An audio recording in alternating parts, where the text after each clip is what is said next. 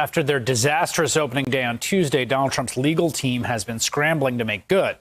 Defense attorney David Schoen was on Trump TV this afternoon, even as the trial was going on, promising they'll deliver when they make their case tomorrow.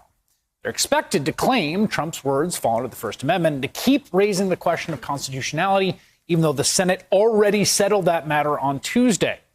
Here with me now, a man who has taken on Trump's legal teams all across the country since Election Day, beating the former president in court over and over again on behalf of the Democratic Party, voting rights expert Mark Elias. Mark, we thought you'd be a good person to talk to because you've squared off with lawyers for the former president. What have you learned from that? What do you anticipate tomorrow? Well, so what we've learned is that lawyers who represent the president oftentimes don't tell the entire truth. In fact, they don't tell much of the truth at all. He has a tendency to choose lawyers who say what he wants them to say, as opposed to making the most effective argument. So I suspect that just as we didn't see the best lawyering that the well of the Senate has ever seen a couple of days ago, we'll see more of the same. So there's some reporting that they're going to focus on this constitutional question. I think it's sort of important to hit this home. I mean, this is not a court, but if it were a court and say you had a motion to dismiss, motion for summary judgment and failed on that, after that happens, you don't get to go back and keep working on the motion to dismiss, motion for summary judgment. Like, that ship sailed. That's done. It seems like they're going to just keep banging on about that. Yeah, I mean, not unless you want to get sanctioned, right? Not unless you want the judge to read you the Riot Act. I mean, look, first of all, the jurisdictional argument that they made is borderline frivolous to begin with. I mean, you don't have to take that from me. You can take that from the conservative Federalist Society types who have themselves said that the jurisdictional argument is frivolous. But to then make that argument after the Senate has already ruled on it is beyond frivolous. It's insulting. And I assume that the reason why they're going to do this is two things. Number one, they don't have anything else to say. Right. And number two, they figure that the Republican senators are going to leave their courage at the door and are going to support them anyway. Yeah, and we should say that Jamie Raskin, I thought, had a good, he made this point. It's over today. Take a quick listen.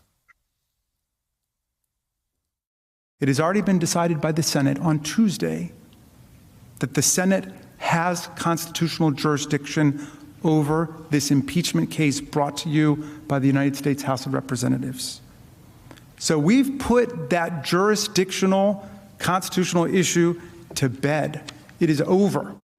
So there's the jurisdictional thing. I think they'll keep banging on. They'll do a lot of whataboutism, I think. The only legitimate possible defense to me, it seems, is just say, like, he just didn't realize what he was doing and how bad it was. He was out there, he just didn't know. It seems like the only thin, plausible defense they could come up with. Yeah, look, I don't think it's that plausible, though. Right. He did know. Donald Trump knew exactly what he was doing. Right. Donald Trump was getting exactly what he wants. And we focused a lot in the last week on the lies that he propagated about whether there was fraud in the election, and court after court found there wasn't. But there was a big, huge lie at the end, which was that somehow Donald Trump, was going to prevent the certification of the election in the Congress because Mike Pence was going to do some magical war dance and not certify. And that lie led to the death of individuals on January 6th. And so they can say whatever they want, but that is just the cold truth.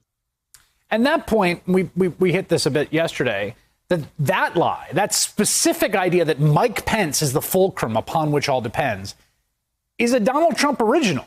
Like, that's him. There's no one else running around saying it comes down to Mike Pence.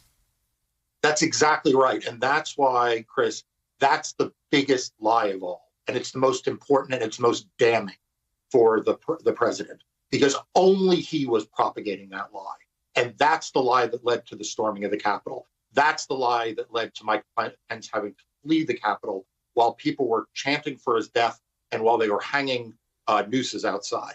And that's on Donald Trump 100%. Hey, thanks for watching our YouTube channel. You should know that you can follow today's top stories and breaking news and catch up on your favorite MSNBC shows all in one place. Download the NBC News app today.